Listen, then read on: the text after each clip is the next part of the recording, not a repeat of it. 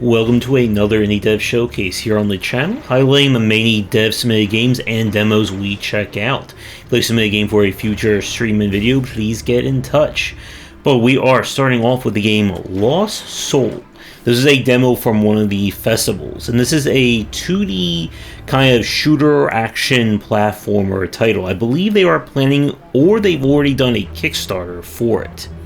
But from the demo, we are the last hope for humanity, as a robot who must go on a one-robot army across space and try to save us from other evil robots.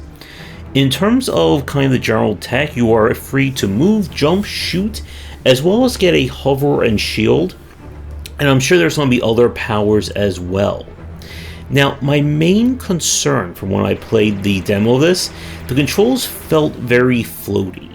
It was a little awkward to kind of do moves such as dashing and trying to avoid a lot of the enemy fire. All in all, there isn't anything that I would say like stands out in a unique factor for Lost Soul. And my biggest concern is going to be making the controls a little bit better to play. This is one of those games where you can't, or at least from what I remember, you can't lock your firing angle and move. So you're constantly having to move and, shoot at a weird angle as well. It doesn't have that kind of lock ability that we see from Metroid and other 2D shooters. All in all, this is one of those games that it's going to be very interesting to see what they do with it in terms of refinement and iterating on this concept. I believe the prologue is still available if you want to check it out on your end. We now turn to the demo for Mortal Sin. This is described as a first-person kind of survival action horror roguelike. We are exploring dungeons with all kinds of creatures trying to kill us, and we're going to take them out by chopping them up one limb or multiple limbs at a time. The levels themselves are procedurally generated, and you'll collect a variety of perks and weapons that can affect how you do your slicing and dicing. When enemies show up, similar to Dead Space, you are going to have to sever limbs instead of just going for pure damage if you want to actually end their undead existence. Now, one of the big things about Mortal Sin, you've probably tell by the footage you're seeing, it features a very polarizing aesthetic. It kind of reminds me a little bit of Kingdom of the Dead in that regard, and that also makes it kind of hard on your eyes, especially when a lot of things are happening and you're moving around quite rapidly. Now, I did like the kind of locational based damage that you get in this game, but it is one of those titles that, at least from the demo, I wasn't quite sure what they're aiming for in terms of long-term play or replayability.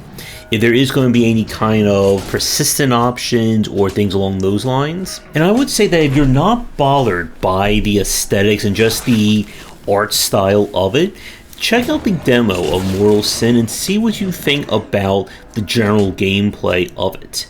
But for me, I'm going to kind of wait and see to just kind of check out what they're going to be doing in terms of any kind of additional systems to the gameplay.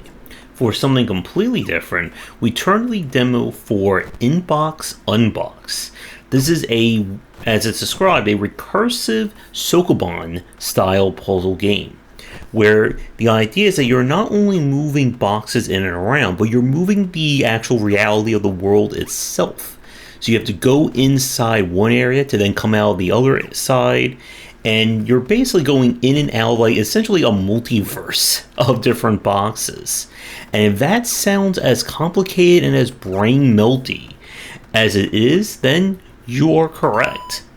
So from the demo that we played, the game definitely has a very interesting concept for its puzzle design. And the whole kind of recursive element of these universes is certainly a unique touch. I would definitely rate this on the horror side for these kinds of puzzle games simply on that virtue alone. And if you're not a fan of Sokoban style puzzles, definitely stay away from this one. But there's not really a lot to say. Again, when it comes to Sokoban, what you see is what you get, but definitely a very interesting concept, and one for fans of expert level puzzles and box moving within reality style games. But with that said, we're going to take a quick break, and when we come back, we have 3 more games to look at for this showcase. And as always, if you're interested in my thoughts on design, then check out my latest offerings of books. For entry-level students, we have 20 essential games to study, and then the Game Design Deep Dive series that takes an extensive look at different genres, with free-to-play coming in 2022. We now have the demo for the Immortal Mayor. Now, please keep in mind that this game is also in early access, and what you see may not represent the current version of it. But this is a city builder kind of colony sim style game, but with the hook being that it's based on kind of Japanese mythology and culture. So it is your job as the local deity to build your settlement up, have people worship and praise you in order to unlock more powers and grow your town out, while of course not annoying any other deities that are around. Now, the game itself definitely has an interesting look and feel to it, again, being based around Japanese mythology. So you'll be constructing your town. It is a walker-based system, so you need to make sure everything is connected, if I remember right. And as you grow, you'll also have to unlock new tech, deal with any issues that arise, and try to, of course, keep everybody happy and worshipping you.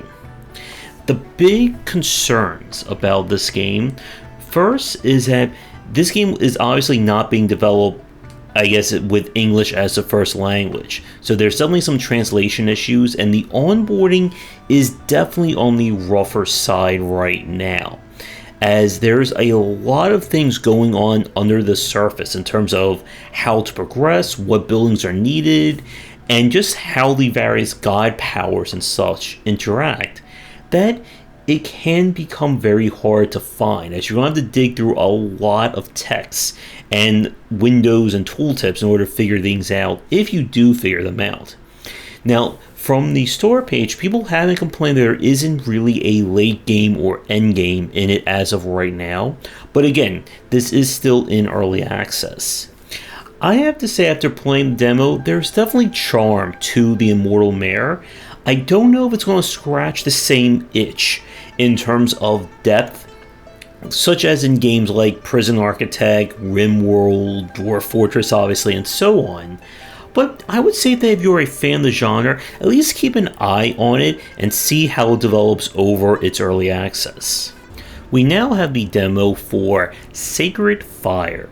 This is described as a kind of psychological role-playing game, and it kind of is more like a, I would say, like RPG choose your own adventure style design, where you build your character and their stats will determine what kind of probabilities you have for different checks, different decisions, things like that. So if you're really good at, vision or perception, you'll have a better chance if you're trying to find something out in the wilderness or spot bad guys before they get to you. And then your choices, good, bad, whatever, will affect the personality of your character and how they develop going forward. And you can also try and influence things as well based on your anger, different stats. You have MP, as you can see in the bottom right, and things along those lines. And this is one of those games that it is definitely going to appeal to a specific audience. And unfortunately for me, I am definitely not in the very kind of, again, choose your own adventure style RPG.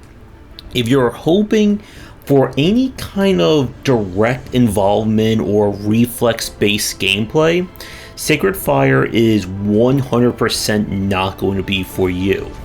But if you are somebody who likes playing role-playing style games and looking for something that has those choices, but without needing to have the reflexes to make anything happen, then definitely check this one out. For our last game in this showcase, this is Villagedom, and this is another demo that we played. As you can tell from the aesthetic and the tone here, this is a 2D side-scrolling building game in similar vein to that of the Kingdom series. It is your job to, in a sideways fashion here, construct the village of your dreams, keep people happy, fed, and paid, and hopefully not succumb to any evils out in the harsh wilderness. As per usual of the genre, you'll have to assign people to various tasks, which in turn will get you resources that you can use to unlock new structures, complete quests, and move things along and get into more trouble. Now, from the demo, a few concerns I had was that it was a little bit hard to kind of figure out how to move things along progression-wise, and the game felt that it did feel a little bit slow in terms of getting more resources and just moving things along. Now, a lot of that could just be balance and trying to figure out what you need to do at any given moment.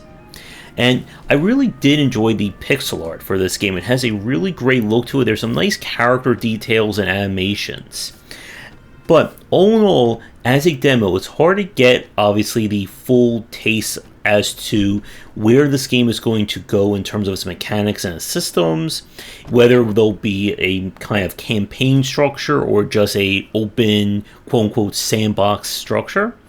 But as a fan of city builders and these kinds of management games, I did like what I was seeing, and curious to see where it is going to develop as the game goes on or when it is released. But with that said, that is going to do it for this showcase.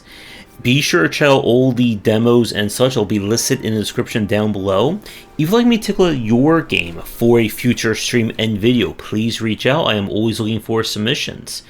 Check out our Discord and Patreon link down below, and come back for daily discussions on game design here and on game wisdom, where some of the art and science of games. Until next time, take care.